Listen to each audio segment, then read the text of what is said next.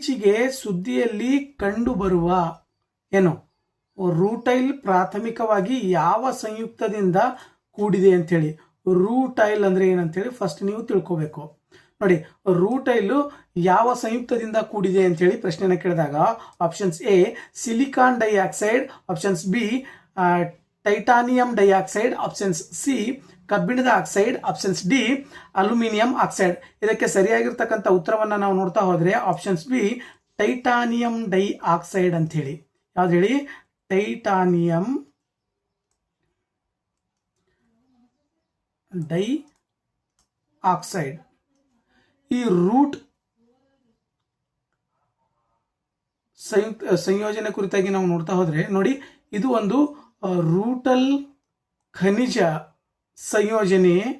ಇದು ಮುಖ್ಯವಾಗಿ titanium dye oxide ಏನ್ ಹೇಳಿ, ಟೈಟಾನಿಯಂ ಡೈಆಕ್ಸೈಡ್ ನಿಂದ ಕೂಡಿದಂತಹ ಒಂದು ಪ್ರಮುಖವಾಗಿರ್ತಕ್ಕಂಥ ಖನಿಜವಾಗಿದೆ.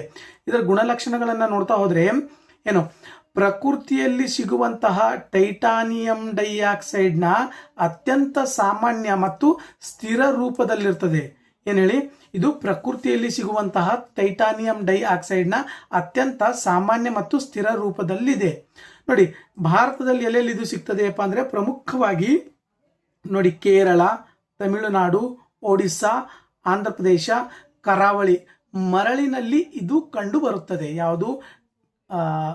ರೂಟೈಲ್ ಪ್ರಮುಖವಾಗಿರ್ತಕ್ಕಂಥ ಖನಿಜ. ಯಾಕೆ ಸುದ್ದಿದಾಗೈತಪ್ಪ ಅಂತಂತಂದ್ರೆ IIT ದೆಹಲಿಯ ಸಂಶೋಧಕರು ಇತ್ತೀಚೆಗೆ ರೂಟೈಲ್ ಆಕ್ಸೈಡ್ಗಳ ಲೋಹ ಮತ್ತು ಅವಾಹಕ ಗುಣಗಳ ನಡುವೆ ಇರತಕ್ಕಂಥ ವ್ಯತ್ಯಾಸವನ್ನು ಅಧ್ಯಯನ ಮಾಡ್ತಾ ಇದ್ದಾರೆ. ಹಾಗಾಗಿಬಿಟ್ಟು ಇದು ಪ್ರಸ್ತುತ ಸುದ್ದಿಯಲ್ಲಿದೆ.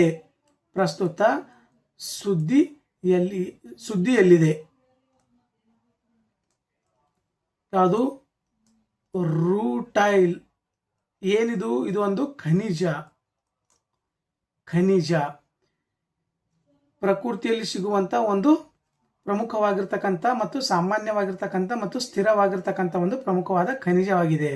ನೋಡಿದ್ರಲ್ಲ, ಇದು ಟೈಟಾನಿಯಂ ಡೈಆಕ್ಸೈಡ್. ಏನು?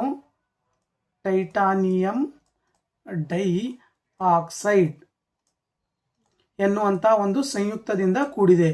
ಯಾಕಿದು ಪ್ರಸ್ತುತ ಸುದ್ದಿದಾಗದಪ್ಪ ಅಂತಂದ್ರೆ IIT ದೆಹಲಿಯ ಸಂಶೋಧಕರು ಇತ್ತೀಚೆಗೆ ರೂಟೈಲ್ನ ಆಕ್ಸೈಡ್ಗಳ ಲೋಹ ಮತ್ತು ಅವಾಹಕ ಗುಣಗಳ ನಡುವಿರ್ತಕ್ಕಂಥ ವ್ಯತ್ಯಾಸದ ಕುರಿತಾಗಿ ಇವತ್ತು ಅಧ್ಯಯನ ಮಾಡಿದ್ದಾರೆ. ಹಾಗಾಗ್ಬಿಟ್ಟು ಇದು ಪ್ರಸ್ತುತ ಸುದ್ದಿಯಲ್ಲಿದೆ.